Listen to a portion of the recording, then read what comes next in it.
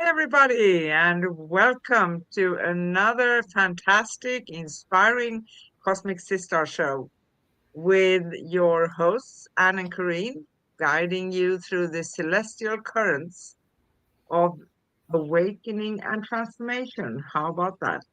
Yes. Tonight, we journey deep into Insight 8 of the Celestine Prophecy, the spiritual evolution. Sorry if I'm looking this way. I always do that because I need to read, right?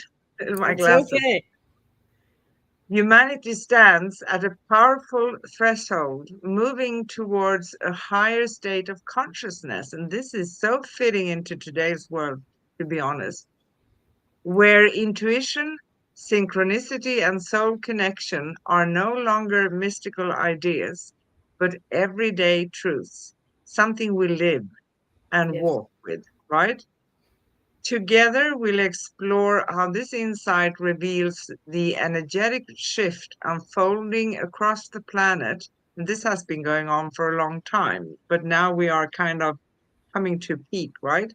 Yes. How relationships become sacred mirrors, and how trusting our inner guidance leads us to a life of purpose and flow. And maybe that is our purpose for all of us. Mhm. So grab your tea or coffee or water or whatever, light a candle and settle in. The stars are aligned, the energy is rising, and the conversation is just about to begin in a minute or so, right? Wow. Yes. So, welcome to you, my beautiful co host, Karine Mooney, all the way from And Arizona.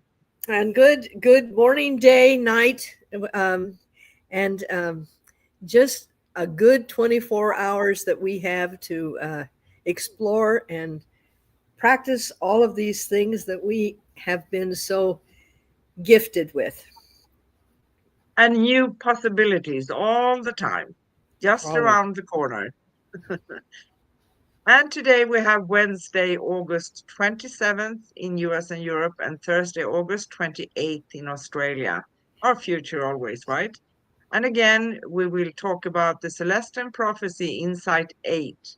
The spiritual evolution, humanity is moving towards a higher state of consciousness. And of course, don't hesitate. We take your questions and we chat with you at the same time if you so wish. We would be delighted actually to chat with all of you. And just a brief explanation here. Cosmic Sisters launched this 12-part series about the Celestine Prophecy in May this year. And we are going to, throughout this year, I think we are going to hit sometime in the middle of November. So we're going to go and discuss all insights, 12 insights. And at the end, we're going to have a summary. That's going to be a long show. So join us as we embark on this journey of discovery together, and we do insights on the Celestine Prophecy. By the way, it's written by James Redfield in the beginning, right? Hmm. Every 2 weeks, every 2 weeks. So you can find, and in between, we have something else that we feel is fitting or spiritual. It's always deeply spiritual. Okay. You can find upcoming and past episodes at angelplaceonearth.com/upcoming dash past. You find our series at angelplaceonearth.com/series dash cosmic dash guardians. And the Celestine Prophecy is our second series. The first series we did was the Four Agreements, Hmm. and that is really stunning too. Still lasting for eternity, that series, right? Yes. And our last show on Cosmic Guardians was last week, and we talked about Beyond the Old Story, deep dives into transformation. And that's always intriguing because we're always going to have memories of our past, right? Hmm. Always. But we cannot hold on to it because if we hold on to it, we're going to remain in the energy and we can't move forward, right? Mhm. So release the old story. And yeah, I think we are ready. Um, let's dive deep into today's show. Always, I've got my snorkel and my, my oxygen tank here. So we're going to go as deep as we can. The beauty of our conversations is that they flow. They flow. They feed each other, just like the Celestine energy teaches us that one leads to another, and then we can grow, and then we can have a deeper understanding. And we have been spending the last couple of weeks exploring and discovering, first of all, we are not alone. And that is No, key. We need to know that we are not alone. We are connected to something greater than ourselves, and we have the ability to tap into that unseen energy. And we do. Everybody does, but they're not aware of it. And then when they can't tap in, that's when they get frustrated and get into all kinds of mischief. But we've had this eye opening revelation into our human experience. And the beauty is that some of these great writers have given us tools that can help us. And that perfect timing is leading us to this place in our evolution. And I say to you, this is not going to happen in 10,000 years or 1,000 years. This is happening now. Within the next 25 years is going to see whether we are going to remain purely human or we are going to evolve into something mechanical. And it's really happening. It's not pretend. And we are the no. ones who live between the worlds. So, you know, this is real, and it's physical and mental and spiritual, and our human divinity lies at a crossroad, and this has never ever happened in evolution. So what we are and who we are, this is where we were brought to from all of these wonderful insights that I think you and I have been knowing and unknowingly implementing these Yes, because it just was part of our DNA. yes, exactly. And we said this before. We have uh, both realized both the four agreements. That was kind of a um, aha moment for me. Oh, but I've been living like that for a very Yeah. long time. And maybe the four agreements, I read that book more than 20 years ago or something. Hmm. And the Celestine Prophecy, the same. You realize things and you realize I haven't seen the movie or read the books in a very long time. So it's really smashing and intriguing how you find yourself living by some principles Right. that just comes natural, right? Yes, and these insights have all been guiding us to to what we've been talking about, to our authenticity, to trusting our heart, to listen to our subtle intuitions that lead us to this synchronicity. Um, it just kind of says, yeah, you guys are on the right track. Just keep on going.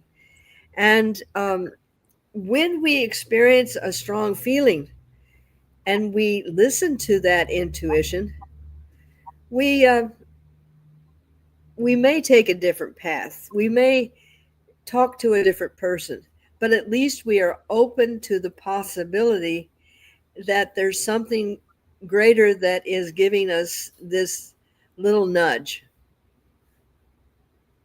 Yeah. I want to read a part from James Redfield's own website uh, about the eighth insight. And he says it's like this, it's original text by James Redfield. Once we clearly see the process of synchronicity, what we observe most often is that people provide many of our synchronistic experiences. Mm-hmm. Yet, sometimes others do not feel comfortable talking to us. And as a result, we end up leaving that encounter feeling as though we missed out on something they were supposed to tell us, right? Mm-hmm. Um, we find another step up in consciousness when we grasp the solution to this problem. We must adopt an additional ethic towards others, one which enhances our attitude of giving as we communicate with them. We must actively uplift others by visualizing an expression of a higher connected consciousness in their eyes and on their faces. Mm-hmm. Continue to visualize them moving above their ego into an authentic, united state. As a result of this, not only the person lifted into the greater level of experience, they are more likely to intuit some message they have for us.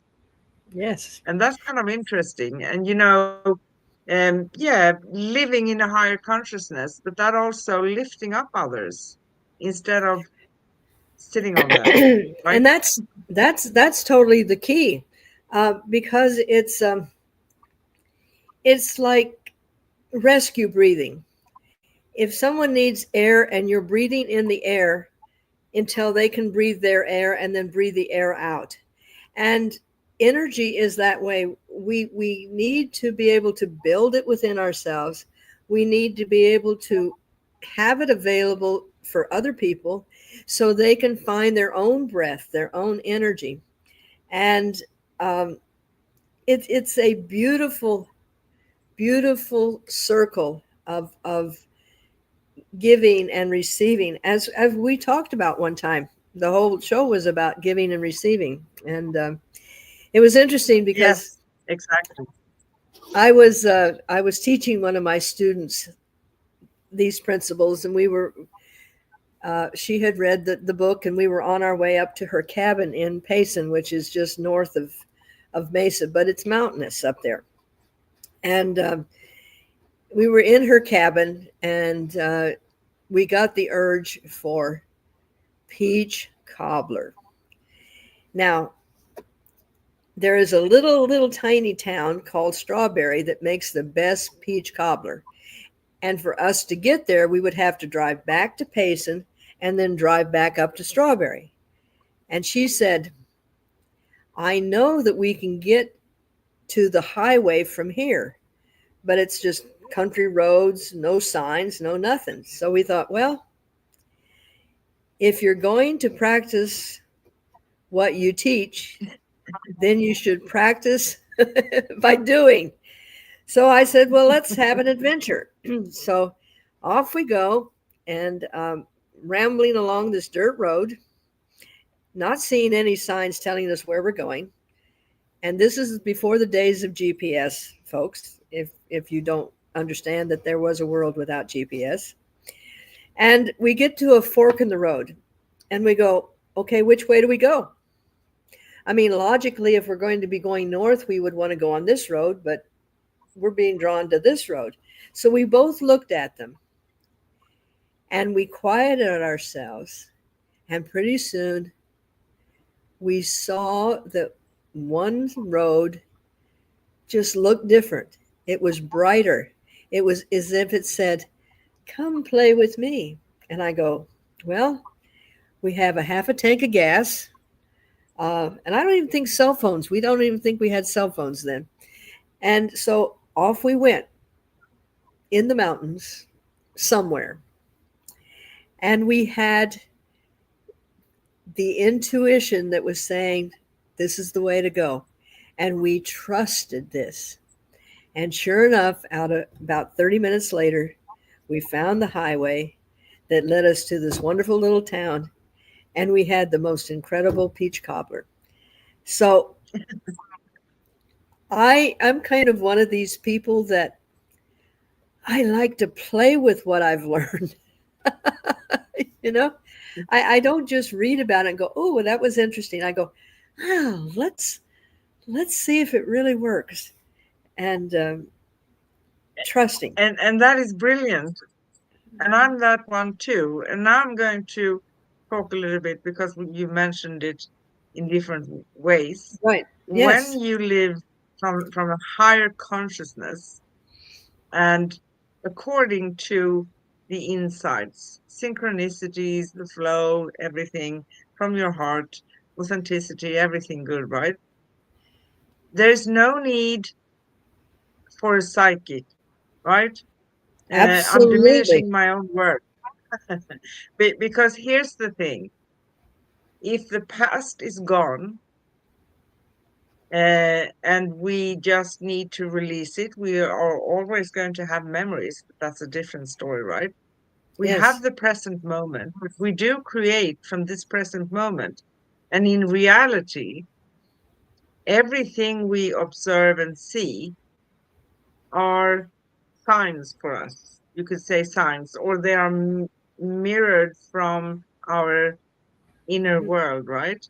Yes. So if we want to know which way to go, for instance, like the Celestine Prophecy talks about something standing out, it gets brighter, you can see an Mhm. aura around things and many different things. You don't really need to either worry or think too much about what to do. You just be in that moment, calm yourself, go within, and it's going to be revealed, Yes. Yes. right? And there were just words that were given to us because uh, better words had not come along. And psychic is was one of those words that's all we had to describe kind of what we do. But because Yeah. you are intuitive and you tap into reading the energy, And the we now field, have words to describe this, and yes. we don't foretell the future. We read the energy around what is going on, and as you said, we all have that ability, and it is our responsibility to develop that within ourselves. That doesn't mean that we're going to isolate ourselves, because as we're saying, we need that interconnection with other people. And that little, maybe that one word, you and I do this all the time when we're speaking. I'll say Yeah. something that will inspire you to take this to a different level, which inspires me to take it to a different level. This, we are living the synchronicity and the prophecies, because we are allowing each other to be inspired. That gives us a different avenue, a different Yeah. way of looking at it. Exactly. And that can be deeply spiritual things. It can be practical things in daily life as well, right? So I Absolutely. have a story from today because I painted some sides on the stairs, two sides on each stairs. It's outside, right? And I inspired someone. There were four sides uh, to paint. I Yeah. inspired someone to paint The other two. on top of the house. No, the whole tower of the house. Yes. But Yeah, it builds that enthusiasm. It builds that um, I'm not alone. I'm not alone. And together we're going to make things so much better. Oh wow. Have to write that one down. Together we make things so much better. And we're going to that, be talking that's a about good one. addictions and stuff, but if we do that energetically, what a great way to do it. And Yeah, but it is. And when we inspire each other, it also means that we do something genuinely, right? We want to do it, and it's like a ripple effect. It's beautiful. Everything, like we usually say on this show, it's a chain of things. It may seem like some topics are very, very similar, um, and maybe they are, but there's a ton of things to say about each and every topic. You can't dig ab- deep enough in an abs- hour and a half, can you?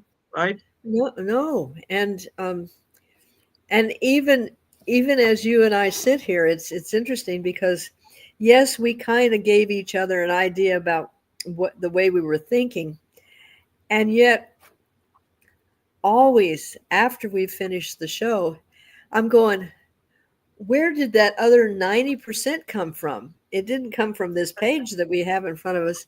And this is why I am, when I know we're going to be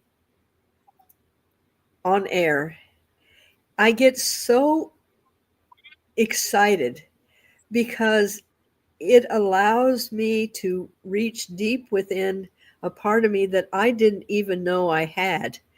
And you intrigue me, and you light up something, and it is the most exciting experience that I have ever had, to be in this kind of intellectual, spiritual dimension with you, because I'm discovering things about myself, about the world, and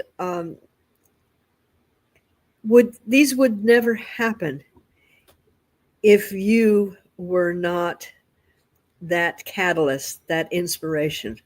Thank you. Thank you. And and thank you too, because the same goes for you. You are helping me to lift myself above Yeah. everything. You inspire me, really. Thank you. But can you imagine, instead of constantly keeping someone down, what this beautiful world would benefit from if we were all inspiring each person to be the best they could be, rather than living in fear that they're going to be better than you, or going to be chosen before you are. Because Or during leaving the, you if they are being given the potential of raising themselves, right? That's also a fear exactly, in exactly, relationships. and how beautiful relationships would be. Uh, when I was told, and when I say that, 4:44 in the morning, I'm instructed to get a pen and paper, and I write this whole program called, the intimacy in relationships, and it's all about being able to inspire your partner to be the best they can be. And there's no competition. There's only compatibility. There is only, let's find a solution that is beyond both of us, but use that energy from both of us. And you don't have to be right, and I don't have to be wrong. It it came to me, and it's been a beautiful course that I've been teaching. And but as I said, having read this book many, many, many years ago, and not even knowing that in some ways I was already incorporating these things intuitively, but having someone put them down where I see that, yes, these are tools that I can use, and I can reach into my bag and I can pull that out when I need to. And it's been a beautiful experience.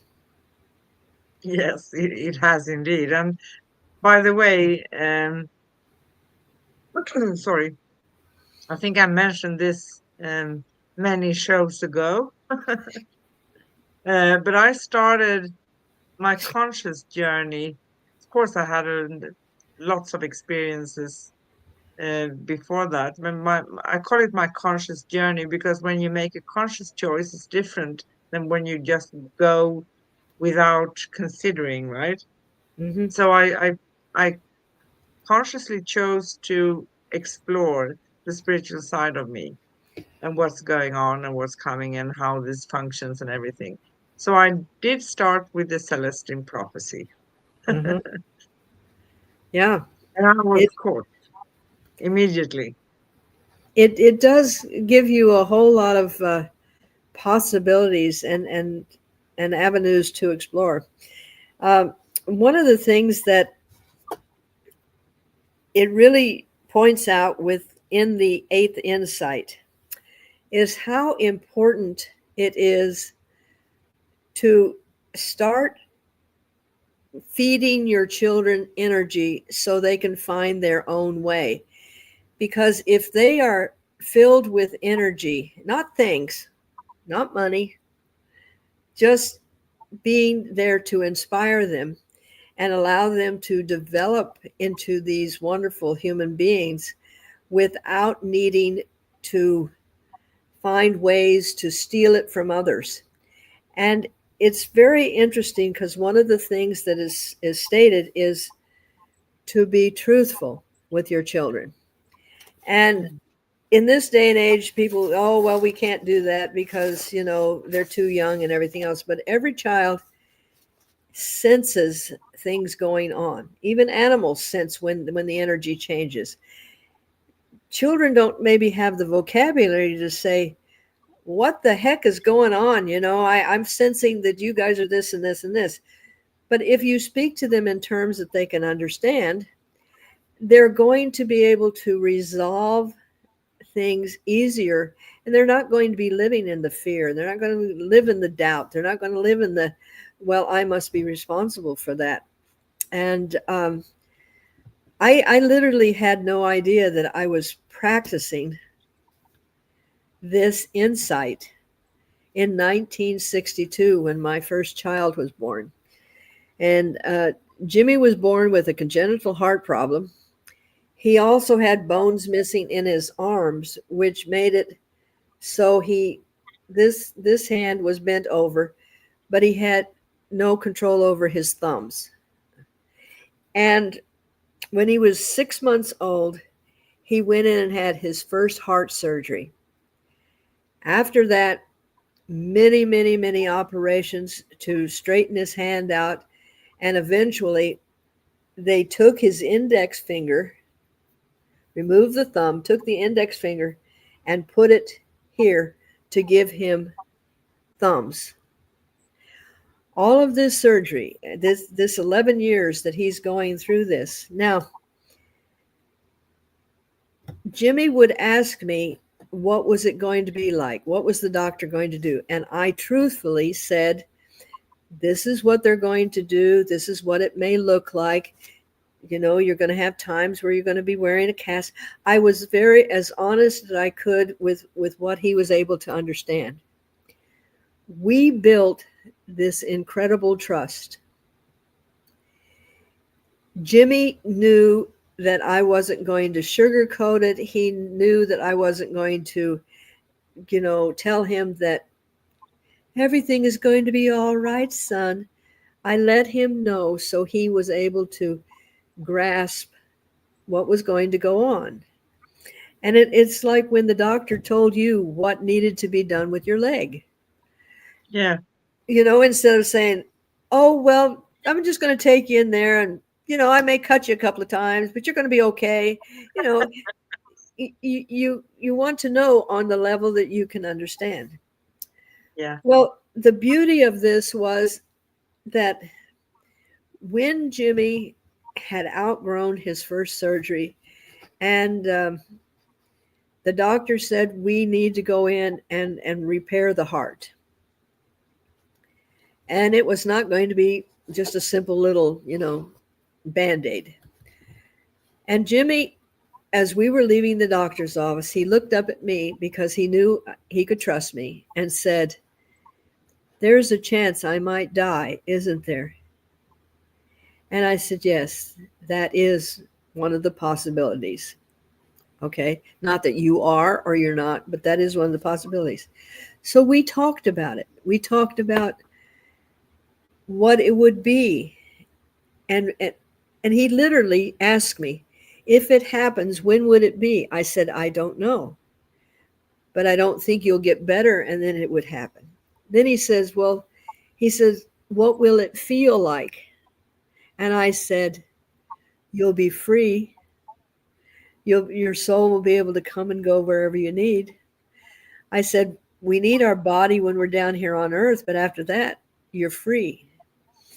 And then he asked me a very pointed question. He says, "Well, what did I think heaven was like?" And I go, Well, I sort of kind of forgot. But I thought, if you think about something you love on earth and you multiply it by every star in every galaxy, you might get a glimmer of what it's like.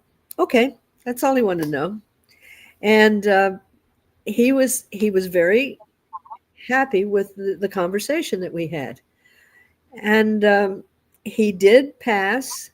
And while he was in the hospital, I had the doctor that rolled him into surgery say, "I have rolled many people into surgery, and this is the first time that I ever had the experience of being with someone who was so at peace." So this stuff really works. And I didn't even know that I was incorporating teaching this, but I was that way with all of my children. I was very honest as much as they could understand.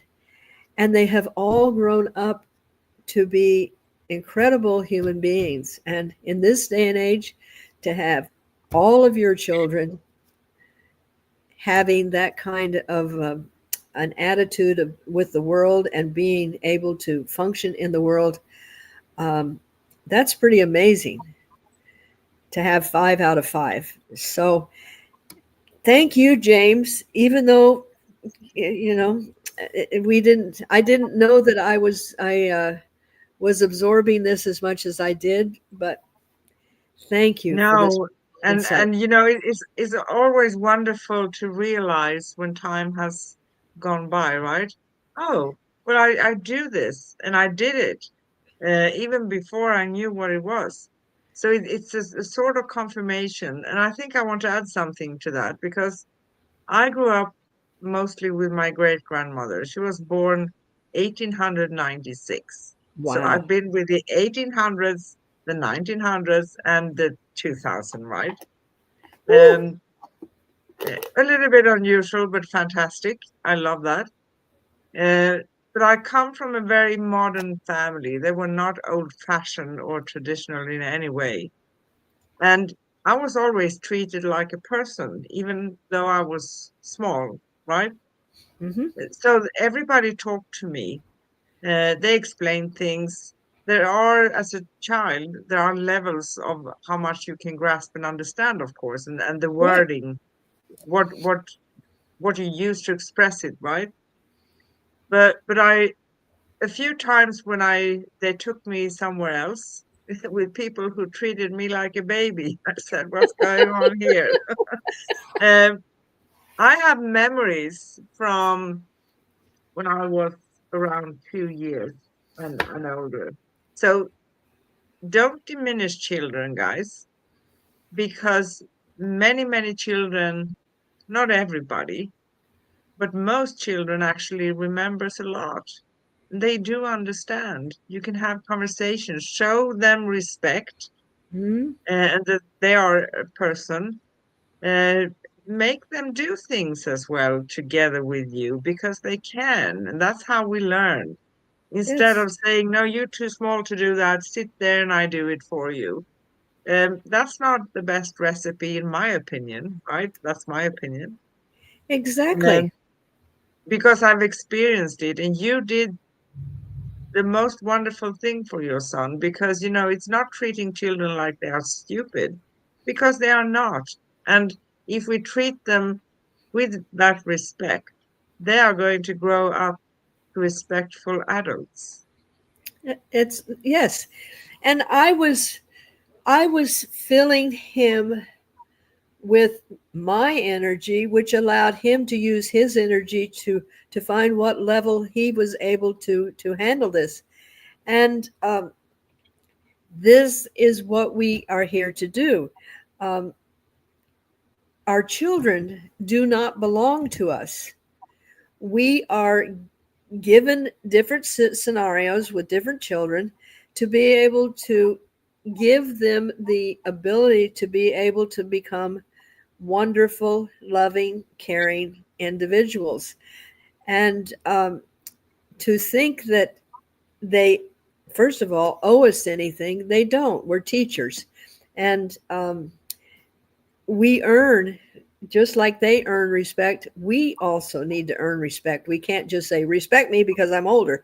Well, to a logical thinking child like me and you, it's like, wait a minute. If you're going to treat me like that there's no respect there. So we we disregard that when a child is born, their brain is fully developed. It's like a computer that needs to be gently filled, and they may have physical limitations, but that doesn't mean they can't communicate. And this is a beautiful journey that I was blessed to have. I'm glad that part of my life is completed because we're in phases. We work in phases, but this Exactly. is when I was writing Jimmy's story. I've written a children's story, and I had no name for it. And when I finished writing it, I realized that in 11 years, Jimmy never, ever, ever asked for a pain pill. He never asked, why was this happening to him? He never complained. And thus, the title of the book, Jimmy's Courageous Heart. And what this child came to teach our family and the people around him was courage, love, and laughter. And to have been able to experience this was very unique. Yes, and very often, very enlightened souls come for a short journey. Mm-hmm. It feels very, very painful for us, right, when they are leaving, but there's usually a purpose behind. And just cherish the time we have with them and the Yes, gift they are giving us, right? yes. And And yeah, go ahead, sorry. no, no, no. Part of the eighth is also about addictions, and don't become addicted to having to have that person with you 24/7. Love and let go. Yeah. And if you love unconditionally, you don't hold on to someone. You let them go if that's what they want to do. Yes, It can feel really hard because it can feel painful, but as you evolve, you realize that that is the right thing to do. And sometimes, even in relationships, it can be the one who goes that actually makes the decision who frees both people in the end yes, without maybe thinking of it, right? Because maybe it's not, I'm talking about marriages and ordinary relationships, because we yes, tend to stay where we feel is familiar and comfortable, right? But living in a higher state of consciousness, which, by the way, in this time, it has been going on for a long time, many, many, many years. but we are coming to peak right now, as you Yes. said in the beginning.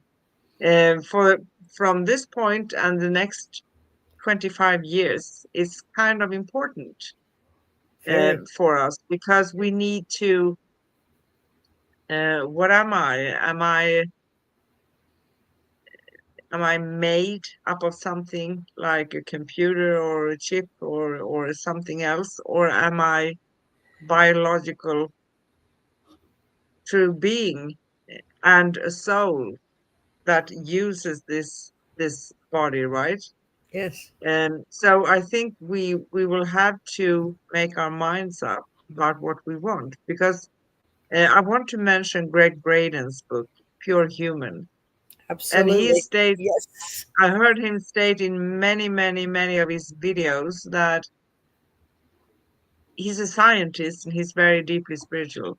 He said that when we don't use something in our bodies, um, the cells for that function dies off Mhm. because they are unused. And when they die off, we can't regain that again, right? So we lose that thing, whatever it is. It may be our power for something or a sense or um, a part of our bodies, how our bodies function, because we are biological miracles, to be honest. And I Absolutely. think that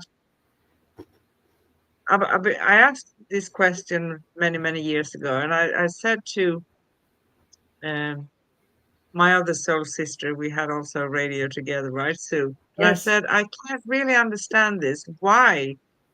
I don't mean that people in poor countries in the world are suffering, but there are also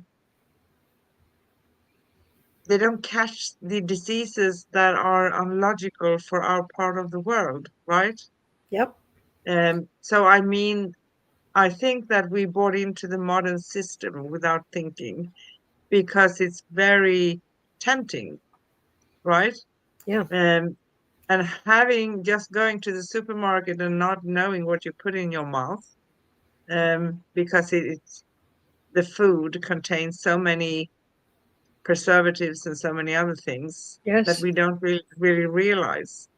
A few years ago, I had a little bit of trouble with my tummy, so I went to dietist and I went for a course for 3 times with five other people, and we were supposed during this course once a week, 3 weeks, to also empty the system from preservatives and colors and whatever you can find in food, right? Right.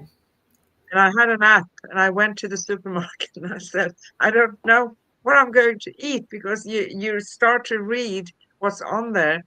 And I said, I ended up um, boiled eggs, Hmm. thick Greek yogurt, uh, feta cheese, and tuna fish. Yep. Yep. And we have been subject to indoctrination and slowly, well, this is for the good of you and this and we accept them. We've become very complacent, and so they're able to slip these things in, and this is for your best good. When somebody tells me that they're putting up extra Wi-Fi towers for the good of the people, man, my judges go for the good of what people, for the good of the people that are going to make profit off of it. And as you said, becoming very careful about what you eat. And interestingly enough, in Europe and where you are, the food has almost 100% less junk in it than it does in America. They're still putting all of the poisonous stuff in the cereals and everything else. And if they want to sell that cereal in Europe, they have to take those out. So it's not harming the cereal by taking them out. So why is it still in our cereal? And why is it still in our food? but it's that complacency.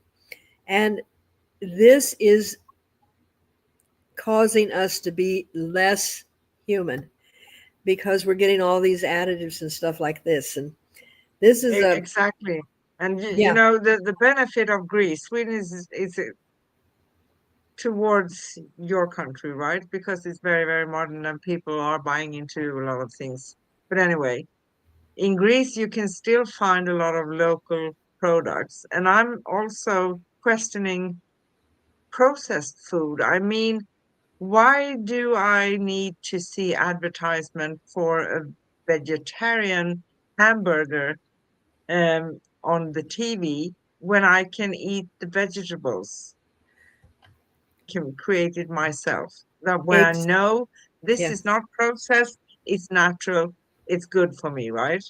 Where's the natural exactly. food? Yeah. And, uh, and there again, we've gotten where, uh, teaching the basics about how to farm. And I love it when I read something, especially from the schools in Europe, where gardening is part of their curriculum, and and teaching them how to think outside the box, and teaching them how to develop empathy and intuition. And these are things that make us human and make us adaptable. And these are the Yeah, things that society does not want us to be because um, we think, and therefore we are dangerous.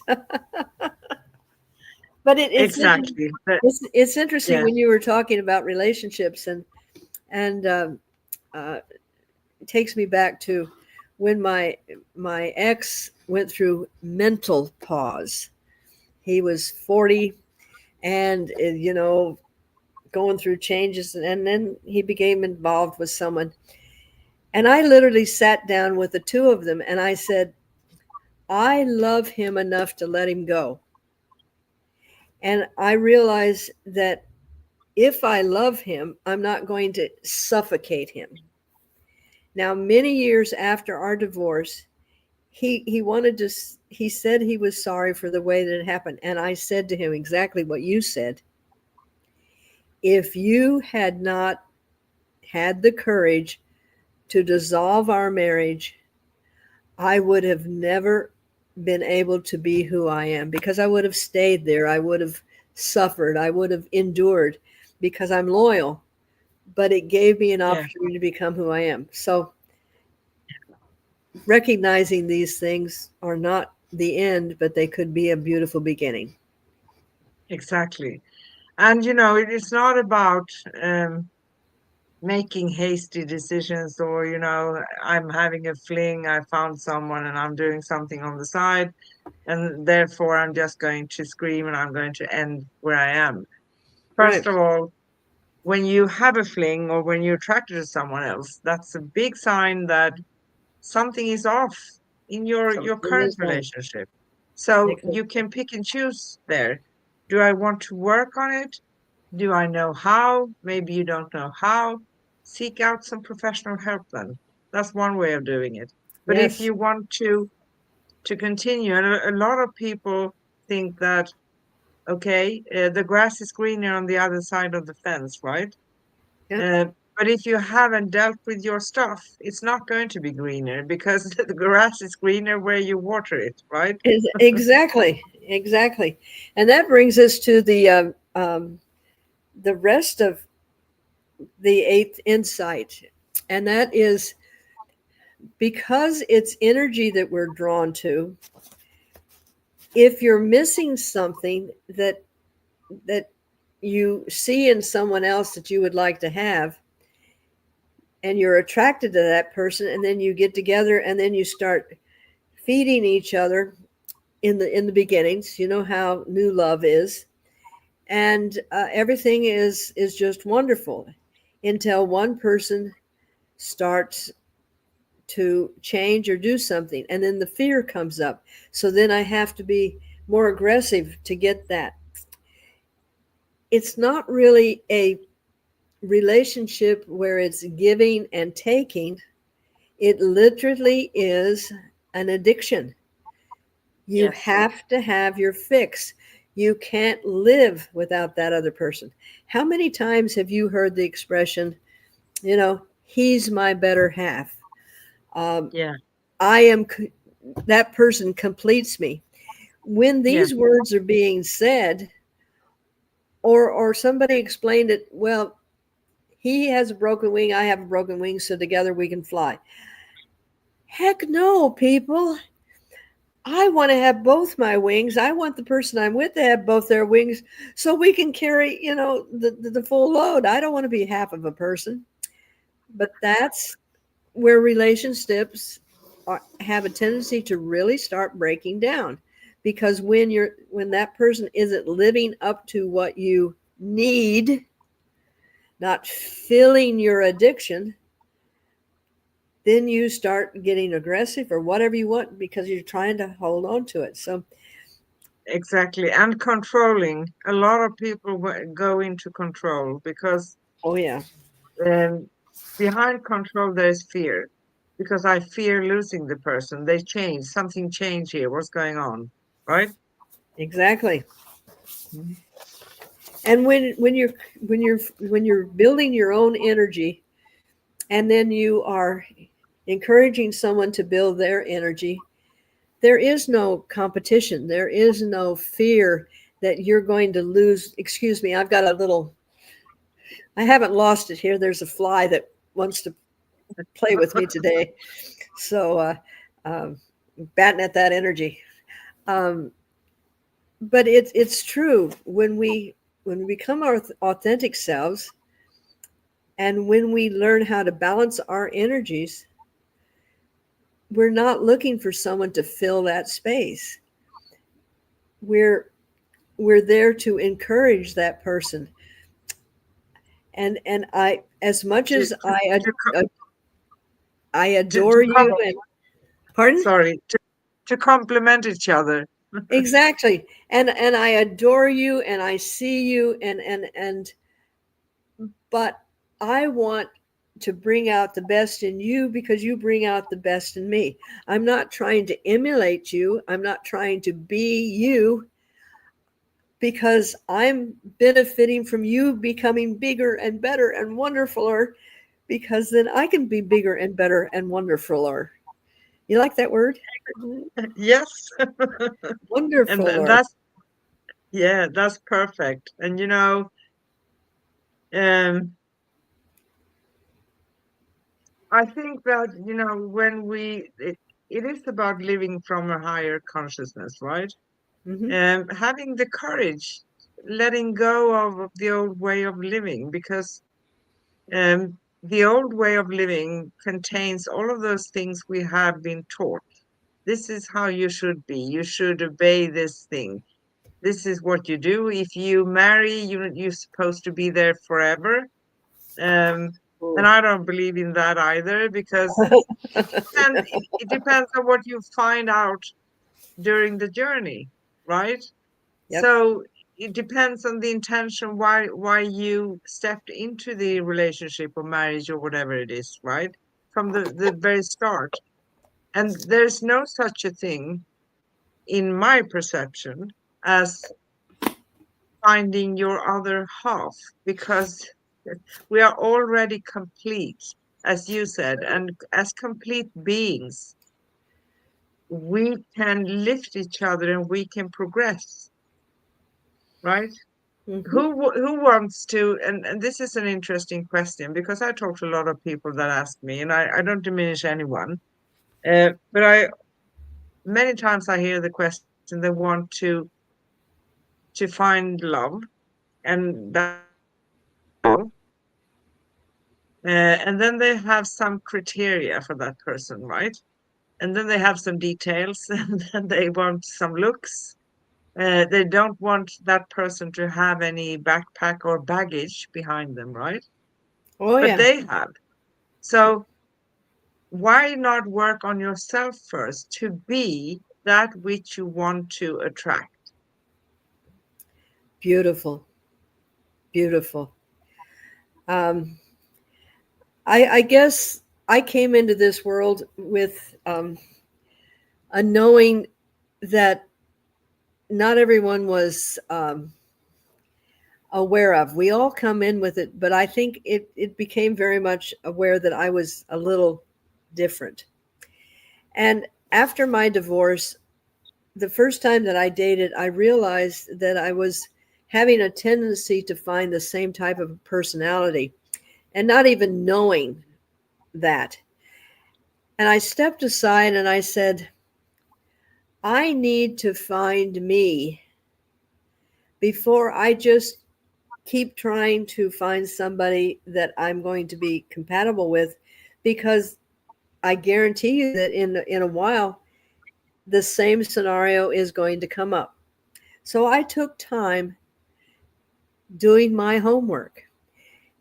And when I met somebody, I was looking to see if they had done their homework, if they had realized that instead of just the stereotype that they were looking for or somebody to fill in the pieces, they had really given thought to what kind of a relationship they wanted to have. And I've met some wonderful people. I have been proposed to many, many times. And I find that, especially staying true to myself, it has been a lot easier to be single until somebody comes along that's done a whole lot of homework. And if that's to be, that'll be. But you know, Exactly. And you know that there is a time on this journey when you don't feel that need because you're not needy any longer. You don't need the relationship for the sake of having a relationship, right? exactly. You want to find, if someone is going to come, you want to find the right person for you, right? Where Yeah, you feel in alignment with. It's not like I don't want to be alone because therefore I want to have a partner. It says it all, right? Who right. wants to be, if you were to ask people straightforward, do you want to find a needy partner? No, right? No, but No you one know, wants that.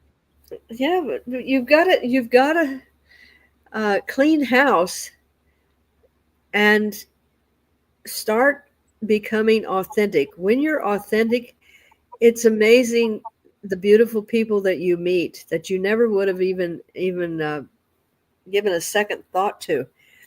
And this is what it's all about, and the intuition and the listening to the guidance and catching those times of synchronicity. Um, but we are evolving to our greatest potential. And Yeah. this is why there is such a surge to stop the growth of the real human evolution. And we're being told that we're less than, that we need to have AI planted in our brain, and we need to, you know, eat these things, and we need to follow these people, because the ones that are wanting to keep us entrapped know that when we become really our full potential as a pure human, there's nothing in any universe that is going to stop us. Exactly. Well said. So, just going through some things now again related to the eighth insight and the higher consciousness state and what we have been going through before in the series. So, as individuals begin to notice patterns and meaningful coincidences in their lives, they tap into what many call synchronicity, right? Mhm. These moments are not random. They are signals from a deeper intelligence guiding us toward our soul's path. And it comes from us, right? Mhm. Recognizing synchronicity is one of the first signs that consciousness is expanding. So when you see a lot of out of the ordinary things going on around you, embrace them. take them on. And when you embrace them and take them on, they're going to increase. In this evolution, intuition becomes a trusted compass. Unlike logical reasoning, intuition arises spontaneously, often as a quiet whisper or a sudden insight. It is not the product of deliberation, but a gift from a higher aspect of our being. Mm-hmm. When we learn to distinguish intuitive thoughts from mental chatter, we begin to navigate life with greater clarity and alignment. And that's perfect. Perfect. Yes. And I love the way that you say that mindfulness is our doorway to all of these practicing, you know, and and without taking that moment of quiet and solitude and living in the now, you miss all these wonderful things that are out there. Yeah. And plus, if you live a lot only, I mean, all our senses need some balance. But if you are a person who are living in your mind all the time and you're worrying and you try to dissecate everything that happens and trying to get to the root of everything, that's going to take up all your time. Hmm. Sometimes we do encounter things that we may not really understand at the very moment, but it doesn't really matter. It's not the end of the world, right? We That's just right. need to go with what we feel. Am I going to say yes to this thing or am I going to say no? And with practice, you are all going to be great at doing that. Trust me, trust us. Yes. Trust yourself, and so how does that give us a how is that going to help the rest of humanity by us living this way? Well, if we are all connected, are you putting me on the I'm putting you on the spot. I'm just Uh, kidding. the- No, I'm just kidding. Well, if we are all connected, what I'm doing, if I work on myself, that's going to reflect, like those rings of water when you have a drop going in the Mhm. ocean. It's spreading. Um, and if I'm working on being the best version I can be all the time, that may differ for agreements from time to time. So I have patience and love for myself, but my intention is to grow and work on myself, right? And understand. That's going to have the ripple effect on other people. And if everybody, that would be a dream, would do the same, our world would be very, very, very different. Yeah. We have Yes. resources for everybody in this world, but now this is a world of gaining money and um, Yeah. all of that other stuff.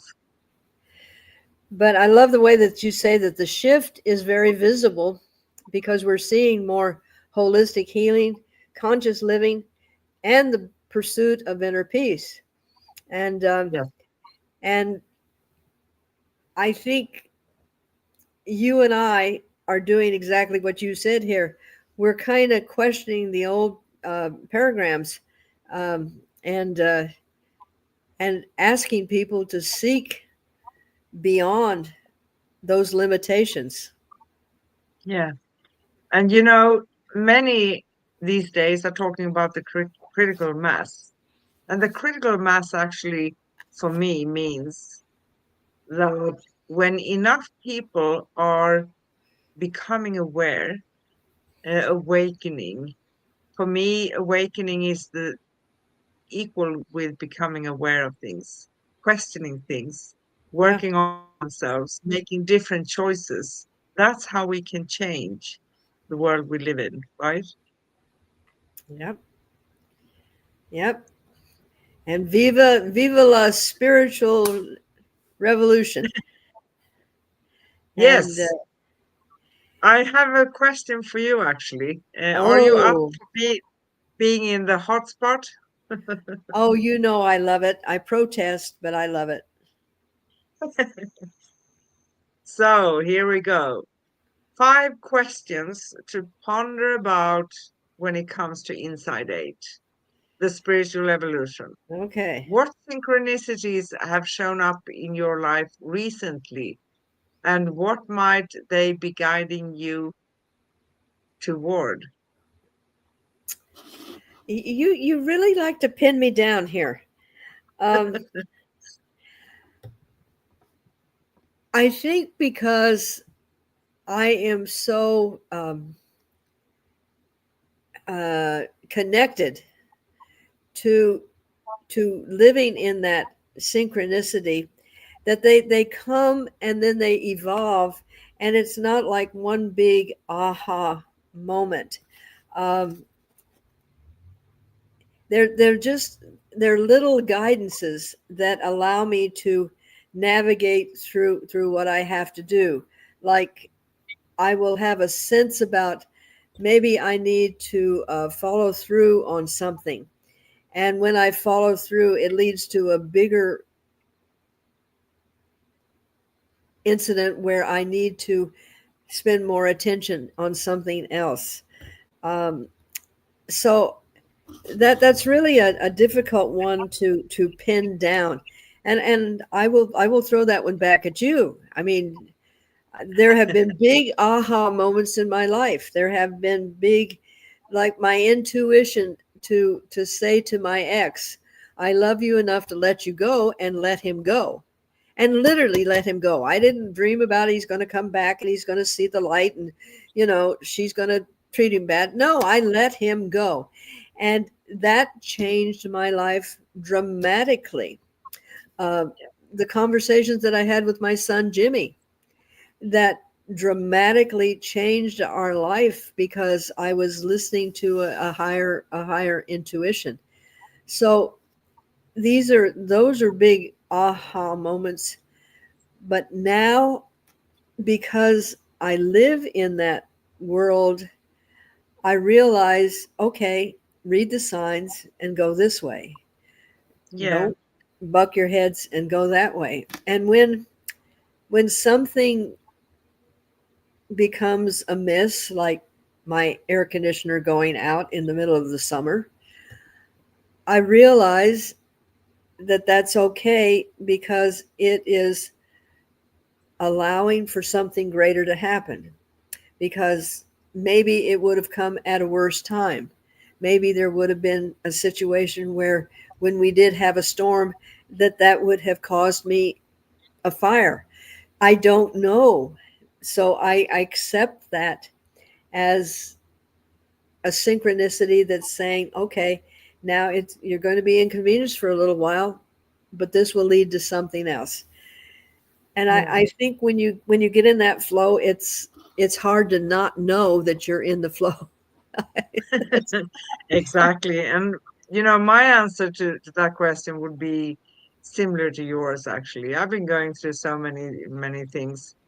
Um, I used to take notes. I had a notebook. So I Oh yeah. wrote not big stories or novels, but it helps. Um, when you want to understand how this functions for you, because many times the synchronicity we are given, it's not like clear messages as we are talking now. Sometimes it may be, but most of the time not. Yeah. So it helps a lot to be able to go back and see, and where you are and what you have been going through. That helps tremendously, right? Yes. But I'm also living in the flow. I don't call people to ask, can you see what's in the future for me? Because I just observe the signs. And living in that way, the benefit is that, okay, I don't really like that path, what I see.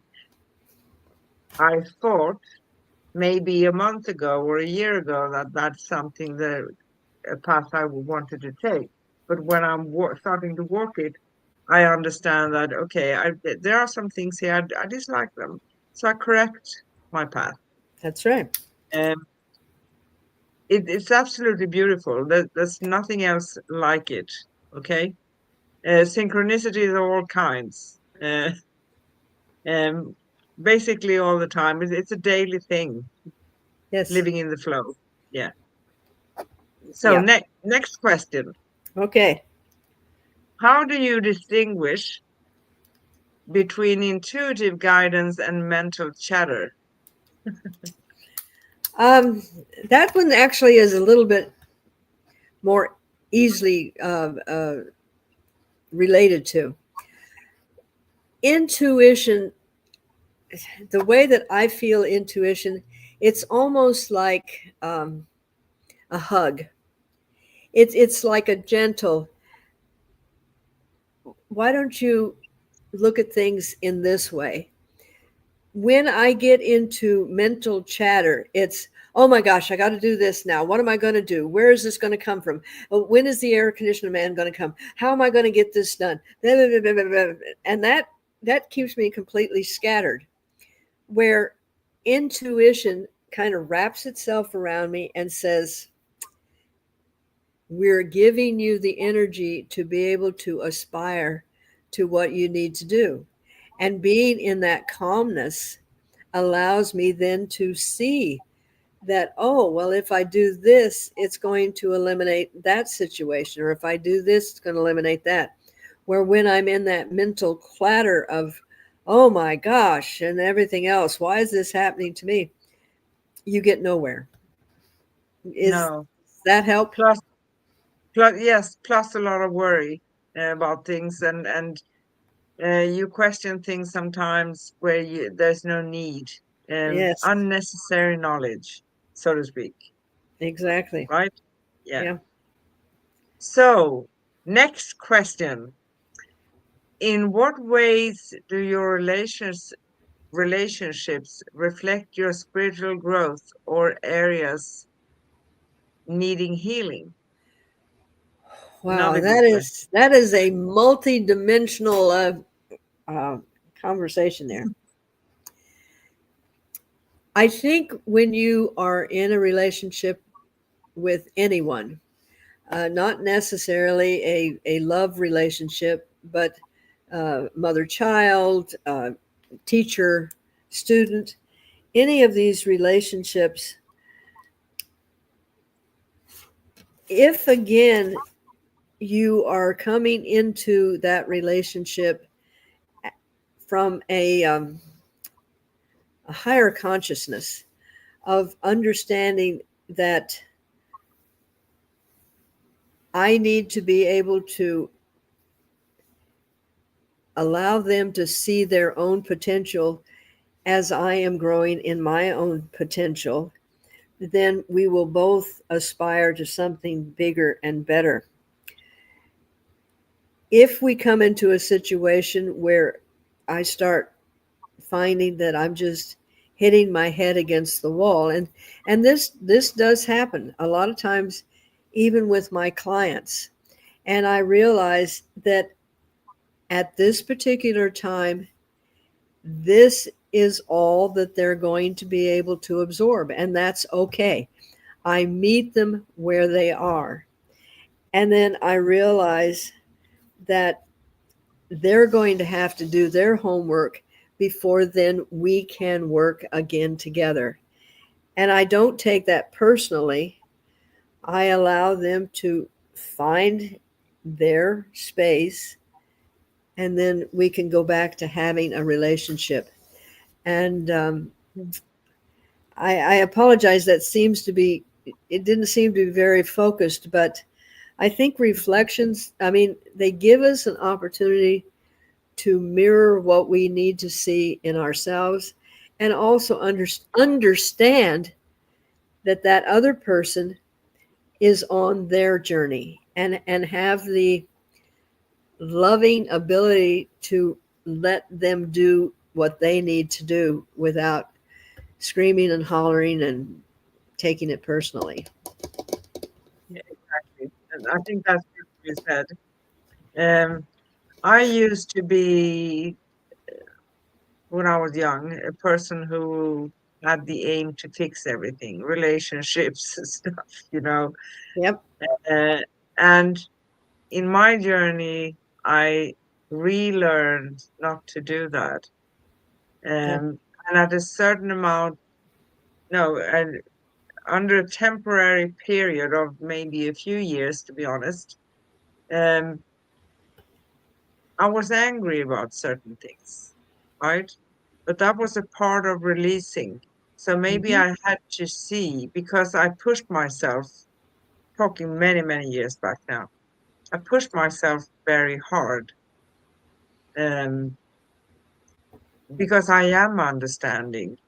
But I tried to, or I thought I had to understand everybody, even though those who I don't feel in alignment with, right? But Yep. that's only going to come back to me. So I think that's the part that I've been releasing the biggest thing for myself. Um, and come to the place where, yeah, I can say things. I'm kind of straightforward sometimes. Yeah. But I think instead of sugarcoating things or taking the long route and feel the need that you have to explain yourself until um the end of times, Yeah. um that's not constructive either. And releasing yourself from feeling guilty for not wanting to be in a relationship, friendship, or whatever it is, right? I'm talking about every relationship, Yeah. or connected to a family member where you don't really align because just because you have to. I think those have been the biggest teachings in my life. Yes. But I'm free. Now I'm free. yeah, we this is the beauty of understanding energy and understanding that we came here to intermingle with all of these different energies to be able to find our North Star, who we are, and be able to navigate from there. Exactly. And some comfort to people because we have a saying in Sweden and we say relatives are the worst. That's the saying because we feel that we have to be with them because we are blood related. No, you don't have to. You Yeah. decide and work on that part and work on not feeling guilty, right? Yes, Because you're not guilty. We don't have to obey to anything. We just think we have to, right? that's right. Uh, And and and because I'm a woman, I don't need to be always um, sweet and put myself down to adapt. No, not yes, happening. and it's interesting because that's one of the old paradigms that we were pounded into our head. Little girls don't do that. Ladies don't say that. You're not allowed to have feelings of frustration or anger. You're supposed to be loving and caring and all of this other stuff. And there is a time and a place for that, but there's also a time and a place to say, "That's it. I um, I don't need to do that." And I have known for a very long time, and I love each one of my children. And I know that if I ever was in need, that they would come to my assistance. But my children were contracts that I made to bring these souls in and give them the information that they needed to live their life. Yeah, They are not my star family. They are not cosmically connected to me. So they literally, I can go to a function like I did Sunday and I can be there and everybody says, "Hi, Mom, how are you?" And that's the end of our conversation. they have no idea that I can speak intelligently. I hope I'm speaking intelligently. They have no You idea do. that I can carry on a scientific conversation, or that I am into to healing, because they're living in their own world, and that's okay. Yeah, It's not my job to make them love me, listen to me, do everything the way that I want them to do. You have any idea how much energy that would take for me trying to force other souls to do what I wanted? Wouldn't want that somebody to do that with me. So you meet them where they are, and that's the beauty of it. that's perfect. Fourth question. We have one more after this one, right? So, Okay. what old paradigms or beliefs are you ready to release to step into a higher state of consciousness? Wow, the list was long. The list was long. And uh, one of the greatest paradigms that I dealt with was that I was unworthy. And um, when I realized that I was a valuable, intricate part of the conscious awareness, then I was able to say, I don't have to prove this to anyone because I already am. I am valuable. I am loved. I am lovable.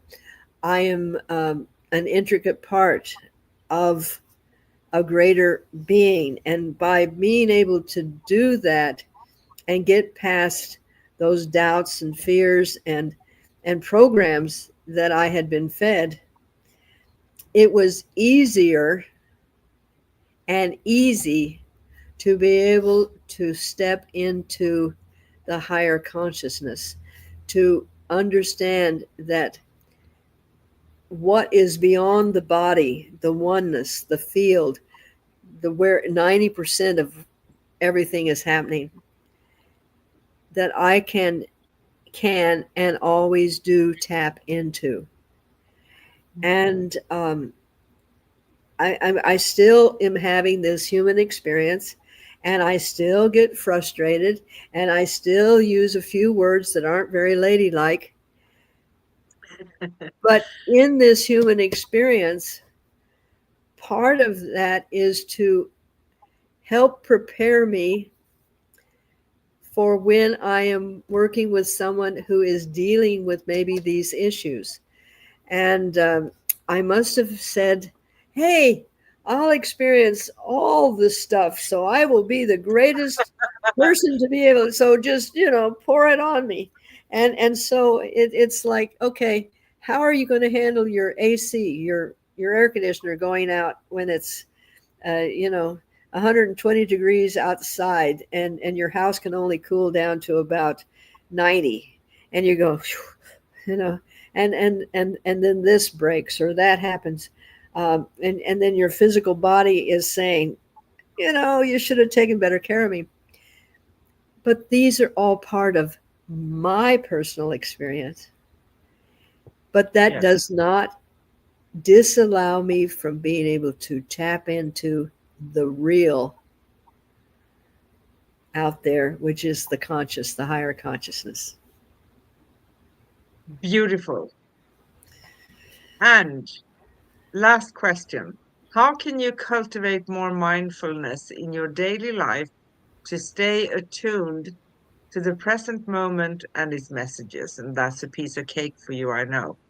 Oh, thank you for throwing that one at me, because you know that I love to talk about meditation. I love to talk about going within. I love to talk about that stillness that you have, where you can actually hear what's going on.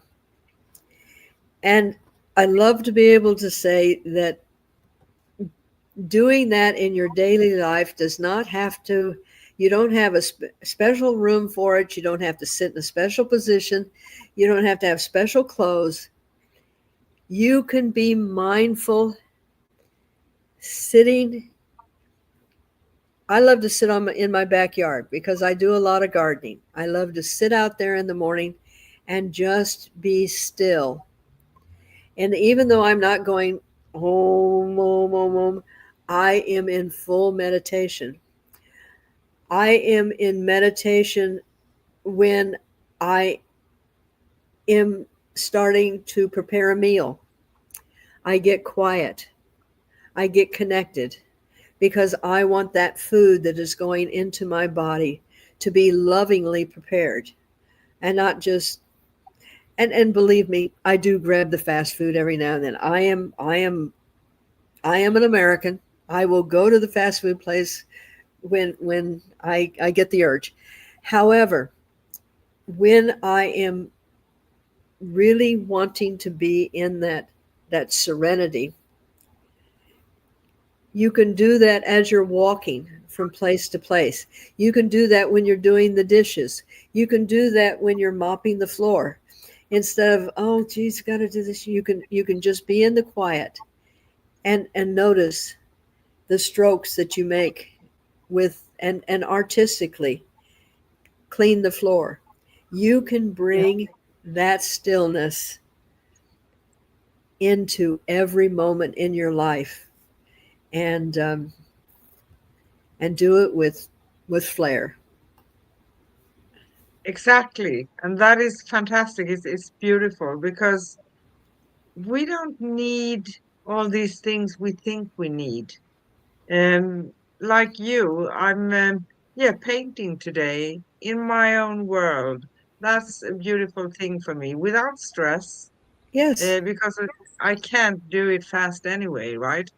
Um, but it's nice outside, out in nature, a lot of nature around here. Um, hearing the birds, having all the cats, listening to yourself, connecting with you, yes, um, being it on a daily basis. That's perfect. yeah. And when you send me pictures of all of your ducks and your chickens and your olive trees and I just get this wonderful feeling of being connected to all of this beauty that we just kind of ignore and we know that out of ducks and out of chicken comes stuff that we don't want to step in, but all of that wonderful stuff makes our plants grow. So Yes, it does. there's such a beautiful rhythm and harmony, and um, humans have, especially the ones that are being motivated by produce, buy, need, not good enough. They're driven to ignore and not even see the synchronicities that are around them and the beauty. And that is where we have that interconnection. Yeah. I have a funny story today, by the way, with the geese, because they came up and they usually sit at a distance. And I wanted to protect the paint. I had a tray with paint, Uh huh. and I had a roller, and I had the other thing. I don't remember the name for it, but you know what I mean. Yeah. Um, so I grabbed two plastic bags to put on top for the paint not to dry, right? Yep. And the geese, once they see you hold a plastic bag, they Oh, come. dinner time. They surrounded me. I said, "Sorry, guys, it's empty, nothing in there." And I had to put something on top of all of that as well for them not to nag the plastic bag and open it. Oh, I'm envisioning this scenario playing out, as the geese are flapping in the paint and the paint is going everywhere. And, I mean, you know, uh, yes, yes, it Yeah, is. but they are smart birds, really smart birds. They look from the side and they look at you and they put their head on the side like that. Yeah. Yeah. Oh, yes. So, great lady. Are we ready to start wrapping it up a little bit? I think we have really. I think we've touched on a whole lot of things that are going to give any person out there a chance to go, oh, I could think about that. Oh, maybe I could think, oh, well, that's an interest. And, I think we've given them a plethora of different things that they would be able to, kind of think about. Yes, exactly. So, uh, a little bit of talking first, dashes and slashes and all of that good stuff. And good Uh, luck. yes, thank you. You can find all past episodes and upcoming at angelplaceonearth.com/upcoming dash past. And of course on youtube.com/at angelplaceonearth/streams. There you find all past and even upcoming episodes. And our next show is going to be next Wednesday, September. Progressing this year, aren't we? September 3rd with Cosmic Sis-Stars and Corinne and Anne, and we're going to talk about sacred spaces, creating environments that reflect your soul, because that is important too, right? So we can thrive. And again, the Celestine Prophecy is a 12-part series we launched in May this year. Today we talked about the eighth insight. And the Celestine Prophecy, by the way, is written originally by James Redfield.